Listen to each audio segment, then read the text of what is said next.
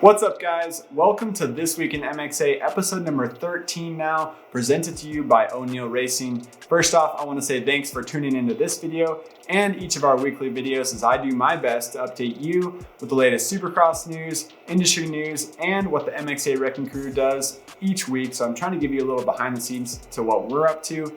This video, we're going to dive into the Honda Works Edition models. We got some more information about that. Dive into the latest Supercross news, two-stroke news, and more.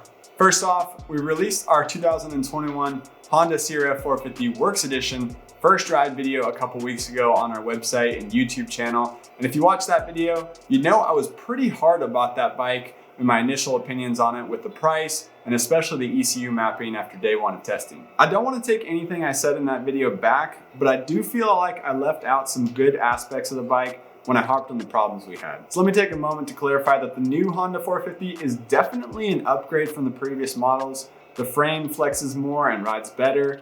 The engine is much smoother now and easier to hold on to. It's not super hard hitting like it was in the past where it's ripping your shoulders out of their sockets. The chassis is more stable now after you dial in the suspension for your speed and weight. And the bike is 5 pounds lighter, which is always better. In the Works Edition first ride video, I said that the engine had been modified with hand polished cylinder ports. And honestly, I thought it was being pretty slick because other media outlets had already reported earlier than us that the engine was ported instead of polished, and I thought I had it right. There's been some confusion over the years with the mods that Honda does on the Works Edition cylinders, and although I had a piece of paper coming straight from Honda saying hand polished cylinder ports, there were other Honda tech sheets that contradicted what we got. We have 3 different quotes from Honda marketing tools that are all a little bit different from each other. The first one says that it has a unique cylinder head with factory hand-polished ports for refined power characteristics. The second one says that it gets some exclusive porting touches and engraving. And finally, the new Works Edition includes a special hand-ported cylinder head. First off, nothing is polished in the cylinder head. The phrase factory hand-polished ports make you think of a mirror-like finish inside of the ports,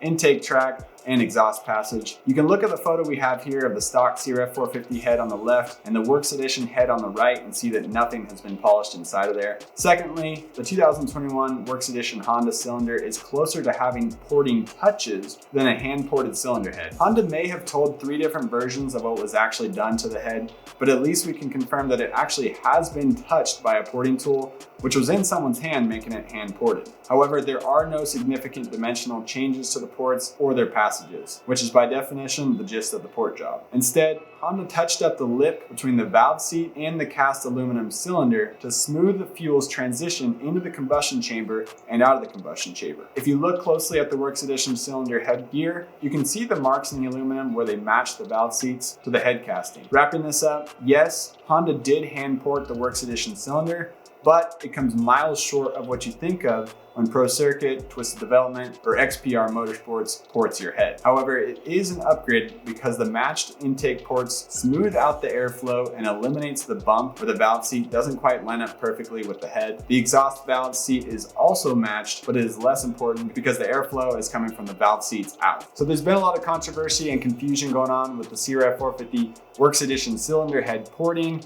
MXA Wrecking Crew, we got to the bottom of it. We compared it with the stock model, and I'm glad we finally had the answer. So what do you guys think? Leave a comment down below. Let us know, do you think that was enough for Honda? Did they do enough for the amount of extra money that you're paying for the Works Edition? Or should they have done a little bit more? And if you like that extra bit of information, make sure to subscribe to our channel to keep up with the latest videos. Next up, we gotta dive into some Supercross news. Cooper Webb has gone 3 for 3 at the Arlington Supercross. He's now won 6 out of 12 rounds this season, and he has a 15-point lead on Ken Roczen going into the short mid-season break that we have for the Supercross season. It's pretty impressive to see where Cooper Webb is at now. When the season started, Cooper came in with less time on the bike than his competitors after he had to rehab his back last year from the back injury that actually happened inside of that same AT&T Stadium at Arlington. There were also reports of Cooper Webb still dealing with back pain at the beginning of the season, and I don't think that pain is gone, but Cooper Webb has definitely picked it up a notch, and it's pretty impressive to see. Also, we have to touch on the residency effect with the season 2. With a unique schedule featuring multiple races in one location, the riders who are successful at the first event usually have a big advantage on the rest when you race at the same location for 2 or 3 rounds. We saw it with Ken Roczen sweeping the Indianapolis rounds, then Cooper Webb swept the 2 Orlando races, and Eli Tomac won at Daytona.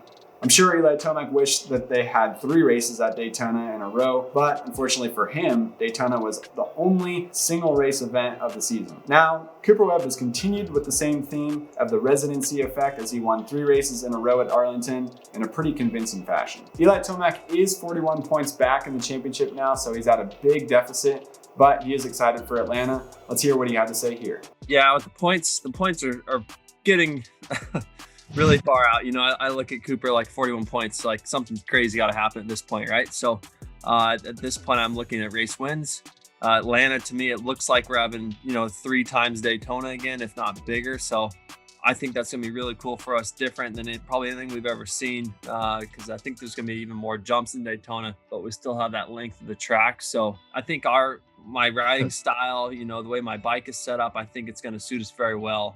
I think we'll have advantage there. I guess we'll find out soon enough. Next up, MXA Wrecking Crew also just posted a video with Jason Anderson. MXA's Travis Fant was in Florida, capturing a day of training and testing for him at Tyler Rattray's facility. Jason Anderson was with Alden Baker, training at the Baker's factory for a long time. Now he's doing his own thing. He's got Darren Stockton helping him. He's a former pro cyclist, giving him kind of training programs and helping point him in the right direction. So in that video, Jason Anderson talks about his mindset towards racing, his career, and his future in racing, and how long he wants to keep going at it. So make sure to check out that video on our YouTube channel or on our website. Next up on the list, I want to do a little track spotlight on the Ridgecrest Cycle Park. A few years ago, I didn't even know Ridgecrest had a motocross track. Now I do. I went up there over the weekend with some buddies. We had a great time road tripping. It's about a 2-hour drive north of Glen Helen, so it's in the middle of nowhere, yes, but if you're looking for a new track to ride in Southern California, Ridgecrest definitely has a pretty cool one. So it was windy when we were up there, but the jumps were really fun. There was one really challenging jump coming out of a flat right-handed corner, so that was cool. It was a lot of fun hanging out with the guys from Team True Racing Ministries and from just my buddies that made the trip out there to come hang out and come ride. So check out these clips from that. And we also got to interview Brian. He's one of the board members of the Ridgecrest Cycle Park track, and he's one of the guys that kind of helps groom it, and he does all of his work as a volunteer to make that track keep going forward with the other board members to provide the guys in Ridgecrest with a track to race on. Hi, my name is Brian Adams. I'm part of the board that runs Ridgecrest Cycle Park. It's all nonprofit, full volunteer effort. It's been around since mid-2000s, opened, closed a few times. We opened it about a year and a half ago, kind of redesigned the track, brought everything back, trying to make it better, trying to get some races going. Any support we can get is greatly appreciated. We're about 2 hours north of Glen Helen. It's a home of the Ridgecrest round of the Big 6 GP Series. Cool.